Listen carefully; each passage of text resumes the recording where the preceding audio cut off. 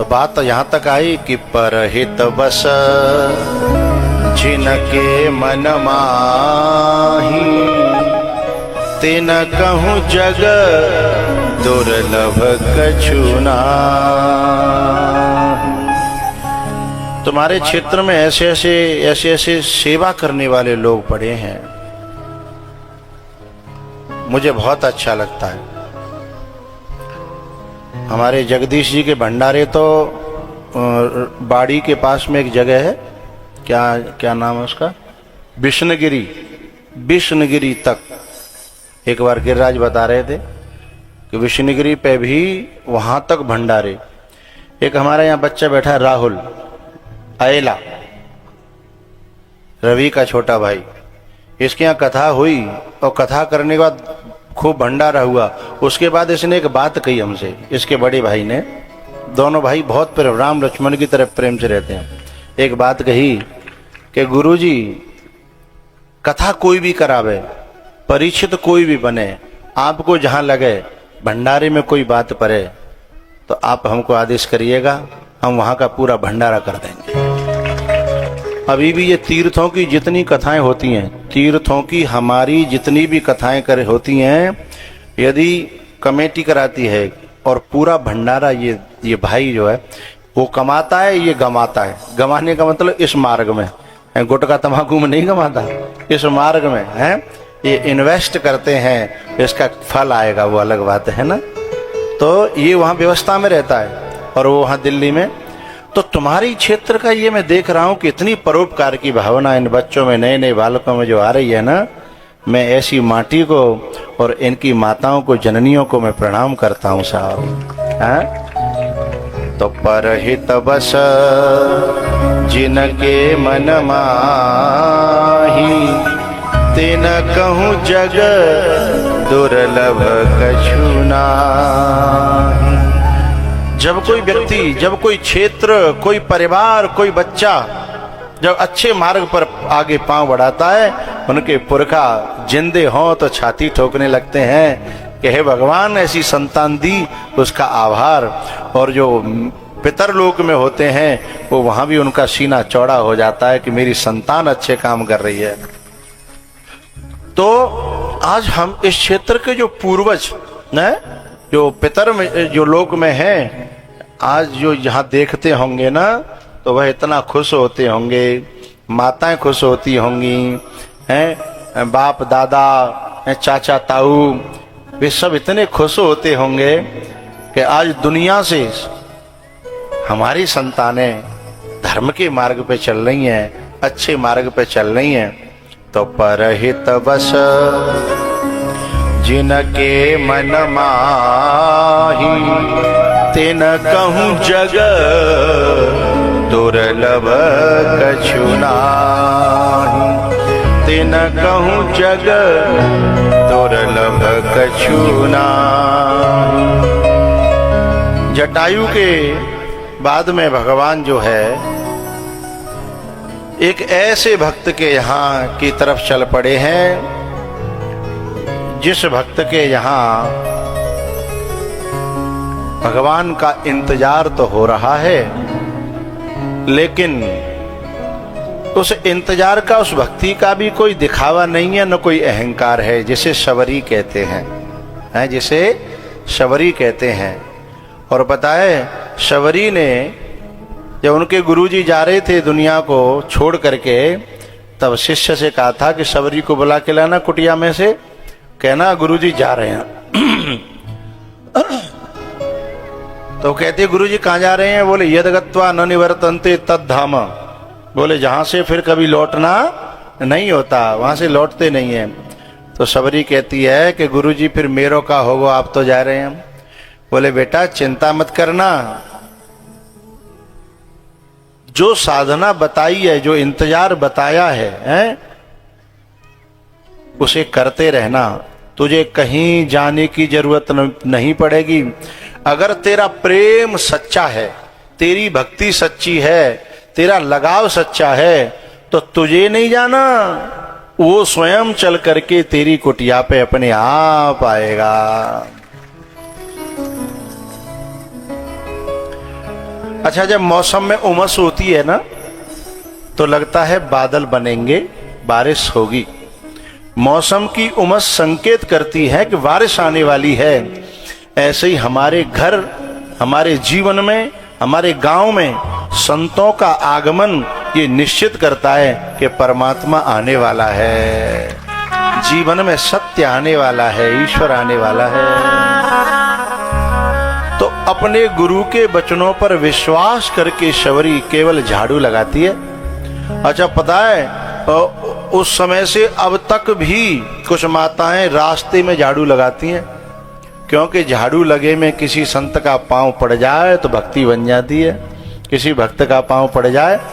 अभी ये पंडाल में रोज जो बच्चियां माताएं झाड़ू लगाती हैं ना, उनका परम सौभाग्य है, क्योंकि न जाने किन किन के पांव पंडाल में पड़ते हैं और अपने झरे झरा में पड़ गए तो एक दिन तेरी कुटिया पे श्री राम आएंगे, एक दिन तेरी कुटिया पे।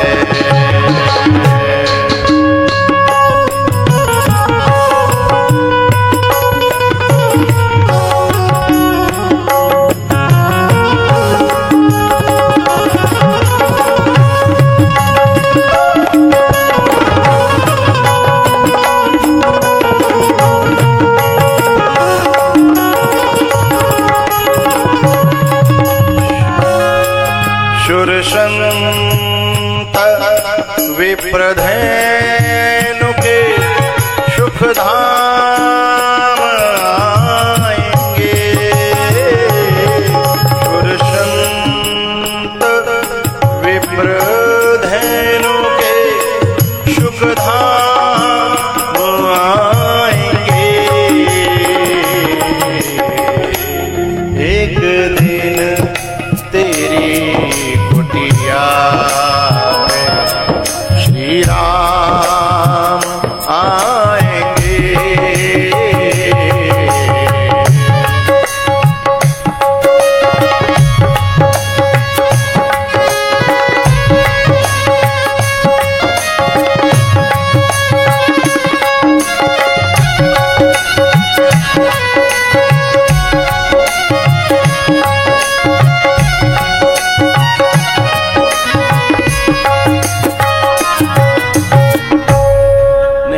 जल्दी है, अभी पूरी रामायण पड़ी है, अब कल कोई तो देना है, इसलिए अभी तो पूरा जो है ना किष्किंधा पड़ा है, सुंदर पड़ा है, लंका पड़ा है, उत्तर पड़ा है, तो एक ही कड़ी गानी है।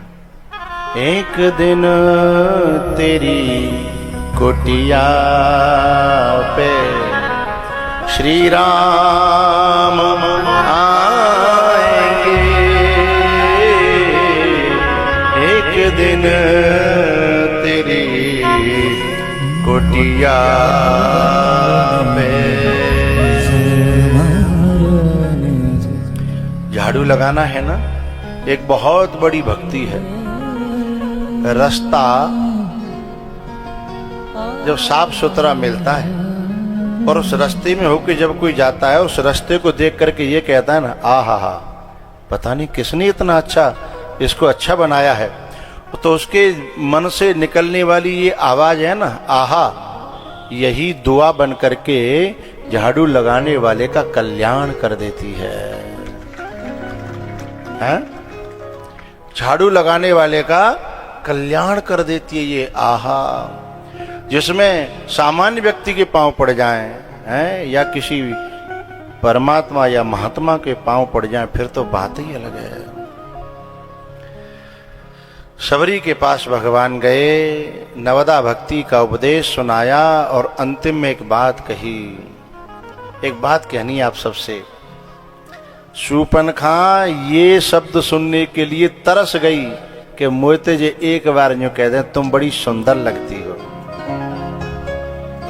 लेकिन सुंदर कहा तो है ही नहीं, उल्टा सुंदर रहने भी नहीं दिया। हमेशा हमेशा के लिए और कोई भी सुंदर न कह जाए, इस हक को भी शूर्पणखा को छीन लिया। लेकिन सबरी क्योंकि बिल्कुल सुंदर बन के नहीं आई, तो भगवान क्या चाहता है? भगवान ये नहीं चाहता कि तुम सुंदर दिखो, भगवान ये कहते हैं कि सुंदर बनो। और एक और बात कहते, सुंदर न बना जाए तो कोई बात नहीं, तुम जैसे हो ना वैसे आ जाओ, जैसे हो वैसे आ जाओ। इसलिए सबरी ने कोई अपने अंदर परिवर्तन नहीं किया, और भगवान उससे कहते हैं, हे सुंदरी, हे भामिनी। और क्या कहते हैं बताएं? कि जो मैंने नवदा भक्ति सुनाई है, इसमें से एक भी जिसके जीवन में आ जाए वो मुझे प्रिय हो जाता है। और फिर तेरे अंदर तो 9 की 9 भक्तियां हैं। एक बात बताऊं, जो कथा में बैठते हैं ना, केवल आके बैठ जाएं, कुछ न करें। कल जो मंत्री जी आए तो वो तो कह रहे थे कि जीवन में धारण करो, ऐसे करो, वैसे करो। अच्छी बात है, वैसो है जाए तो भी अच्छी बात है। पर मैं तो एक बात कहता हूं, यहां यदि अखाड़े में कोई व्यक्ति पहलवानी न करे, अखाड़ो गोदतऊ रहे, पड़ियऊ रहे, तो ऐसे वैसे न काजे तो बहु पहलवान रह जाओ, ऐसे वैसे न काजे तो वो भी पहलवान हो जाएगा। तो यदि कथा में कोई आता भी है ना और बैठता भी है, भक्ति हो या न हो, लेकिन उसकी 7-8 भक्ति तो बैठने मात्र से शुरू हो जाती हैं। प्रथम भगति संतन कर संगा, दूसरी रति मम कथा प्रसंग। तो अनेकों भक्तियां बैठने मात्र से। बहुत से लोग कहते हैं जब तुम कथा सुनते ही नहीं है तो आते क्यों हो ना। मैं कहता हूं ऐसे मत कहो भाई, बिना कृपा के राम कृपा बिनो आय न जाई। बहुत से जो है ना आचार्य लोग ये कहते हैं, कथा में आवे तो जा नियम को पालन करे, जा नियम को पालन करे, ऐसे बैठे, ऐसे करे, न्यों करे, त्यों करे। मैं तो कहता हूँ भैया कैसे हूँ आ जाओ, तुम चाहे बैठो चाहे लोटो। मैं तो जो करूँ खाटली आओ, कान में दवाई जानी चाहिए, फिर पेट में जाके फायदा तो अपने आप करेगी। है हमारी जो परीक्षता नहीं कह रही कि मैं घुटनों में दर्द हो तो मैं गुरुजी बैठ कैसे पाऊंगी। मैंने कि क्यों बैठे हुए, क्या परेशानी है? पाँव फैला के तो बैठ लेती हो ना। हाँ सो तो पाँव फैला के तो बैठ ले तू। तो बोले पाँव फैला के बैठना, बोलो फलाना जो करूँ नरक में चली जाएगी। मैंने कि बाको बाप जाओ नरक में, जो कह रहे हो। जब हम कह रहे हैं ऊपर से कि जब एक बात बताओ, भगवान तो ये कह रहे हैं कि भाव को भाव है, और लोग कह रहे हैं कि सोफा पे बैठ जाना। मैंने कि मुझे तो कोई दिक्कत नहीं, सोफा बैठ है। बोली जन कहाँ के लोग आंगे में सोफा पे कैसे बैठूंगी, वो शर्म नहीं लगेगी? आज तक बड़े बूढ़े ने मैं सोफा पे नहीं बैठी है, तो मैं सवन के सामने कैसे बैठ पाऊंगी? तो मैंने कि धरती में पांव फैला के बैठ जाना। तो बोले व्यासपीठ की तरफ हो, तो मैंने कोई दिक्कत नहीं है, व्यासपीठ ऊपर है, नीचे होगी तो पांव नहीं जा रहे हैं। तो मेरा कहने का भाव ये है कि दवाई भीतर जानी चाहिए साहब। बात कंडीशन की नहीं है, बात दवाई भीतर जाने की है। और गोस्वामी जी खुले कहते हैं कि भाव को भाव अनकयाल शरू, नाम जपत मंगल दिशि दशहु। नाम जपत मंगल दिशि दशहु, भाव को भाव। तो शूर्पणखा कहूं के लायक रहने नहीं दई ना। यहाँ मुझे एक बात कहनी है, सबरी को तो भगवान ने तुरंत मुक्ति दे दी, अपने अंदर समा लिया, लेकिन अपनाया शूर्पणखा को भी था। भले ही कुभाव से आई, भाव से नहीं आई, कुभाव से आई, लेकिन अपनाया शूर्पणखा को भी था। लेकिन लोगों की समझ में नहीं आता। बोले कैसे कैसा, वो तो नकटी कर दे, तुम कह रहे हो अपनाया। ये परमात्मा की और महात्माओं की कृपाएं समझ में नहीं आती। कभी कभी जिनको फटकारते हैं उन्हीं से प्यार करते हैं। कभी कभी जिनको कुरूप बना देते हैं उन्हीं को वही स्वरूप बनाते हैं, थोड़ा सा अंतर है। कथा तो आपने सुन रखी है, कई बार कह चुका हूं, संकेत कर रहा हूं कि जब वही सूपनखा को समझ में आ गया कि मैं जिस ऐश्वर्य के में रह करके इतने दिन मैंने देख लिया, मुझे पंचवटी पे उनके दर्शन करके जो सुकून मिला, मेरा जीवन बीत गया, इतना सुकून मुझे लंका में कभी भी नहीं मिला। तो मैं तो चाहे मैं भले ही मुझे नकटी कर दिया हो, पर मैं उन्हीं को पाना चाहती हूँ जो परमात्मा और महात्माओं के यहाँ डांट खा करके भी, बेइज्जत हो करके भी उन्हीं में श्रद्धा को दृढ़ करते हैं। एक दिन परमात्मा स्वयं आता उनको सुंदर बनाने के लिए, उनको अपनाने के लिए। अरे संसार का तो, संसार के लोग तो प्यार भी है ना, बलि के बकरा को बलि पे चढ़ाने के लिए सजाते हैं संसार के लोग, लेकिन परमात्मा काट छांट, महात्मा काट छांट भी करता हो तो मूर्ति बनाने के लिए उस पर फिर जिंदगी भर जब मूर्ति बन जाती है ना। आज हनुमान जी महाराज का दिन है, क्या है आज? हनुमान जयंती है। तो जब हनुमान जी की मूर्ति बन जाती है ना पत्थर में से, फिर वहां पे इतने तेल चढ़ते हैं, इतने चोला चढ़ते हैं, तो जगदीश जी के माथे पे तिलक लगा ना सिंदूर को, हनुमान जी के चरणों की चोला है वो। तो ये हनुमान जी कहां से बने? एक पत्थर की मूर्ति में से। और अब उनके जीवन में जो है ना, हनुमान जी के कोई आरती कर रहा है, कोई अगरबत्ती, कोई लडुआ का भोग। तो ऐसे ही जब काट छांट करता है कोई कारीगर, कोई महापुरुष है, तो उसी पत्थर में से हनुमान बना देता है। एक पंक्ति गाया करते थे ना पहले हम, कांच से हीरा बनाया मेहरबानी आपकी।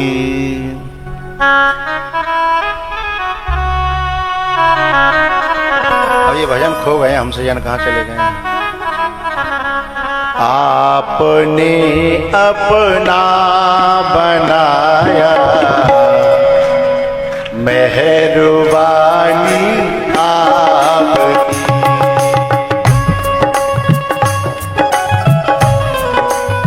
ये हमारे पुराने फोटो आकर तसल्ली तो देख तो लेंदा कर पा, कट कट कट कट कर दे। अरे इनको तो हम ही खुद देखना चाहते हैं, ऐसे करते यूं यूं करके।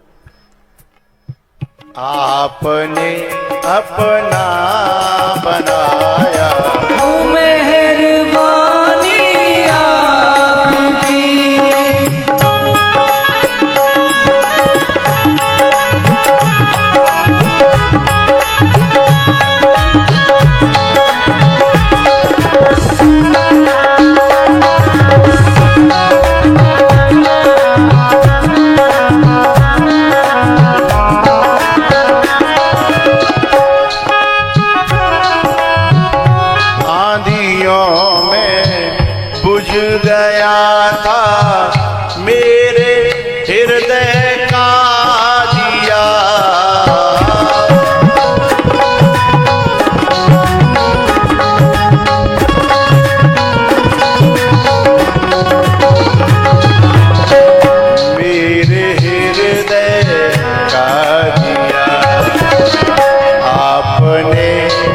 से जलाया आपने। फिर इतने दिनों बाद कथा होती है तो दोबारा से फिर वो लौ भगवान की भक्ति की, प्रेम की, ज्ञान की, वैराग्य की फिर से जलने लगती है ना। अभी ककराड़ी के ये लोग आए थे ना, बोले आपने हवाई गड्ढा के एक पार पे जो है सत्संग करे हो, तो कितनी पुरानी याद है। और जो ककराड़ी के आदमी मेरे पैसा बहुत है पर लोभ भी बहुत है, शायद काऊ के दिल में लग जाए तो लग जाए। आपने फिर से जलाया मेहरबानी आपकी।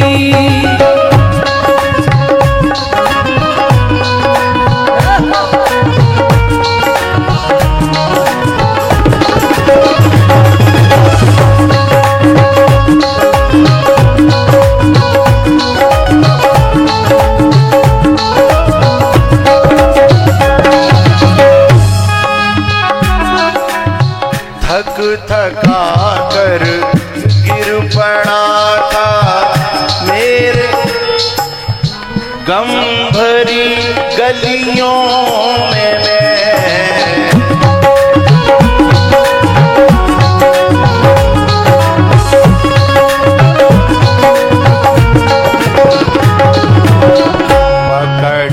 कर उंगली उठाया, पकड़ कर उंगली उठाया। मेहरबानी आपकी।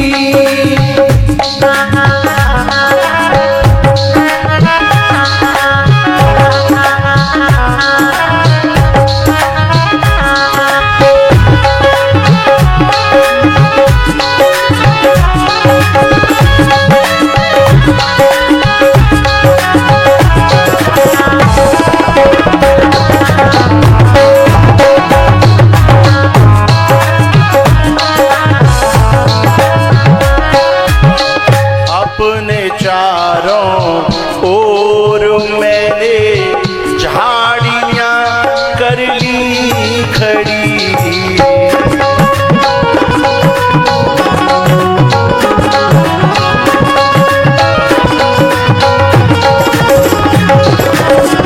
झाड़ियां कर ली खड़ी। आपने दामन छुड़ा, उलझा हुआ झाड़ियों में क्या होता है? आपने दामन छुड़ाया। मेहरबानी आपकी।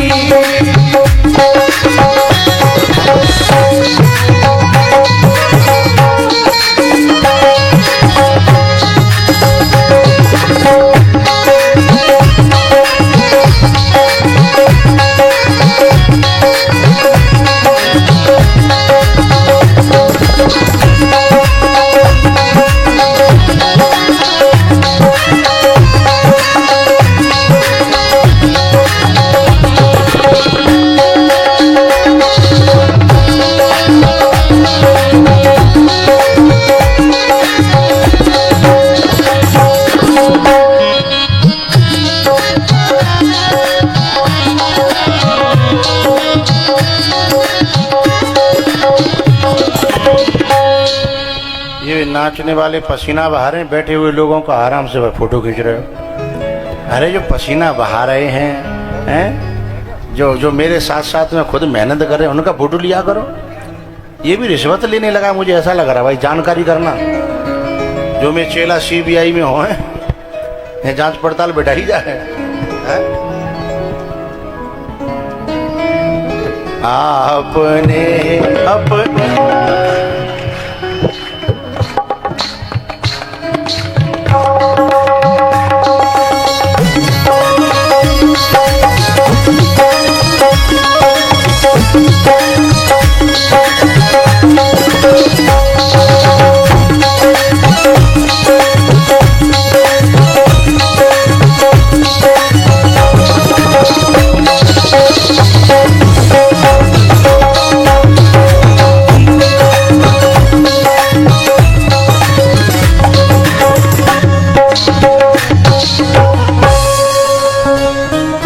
कांच से हीरा बनाया, मेहरबानी आप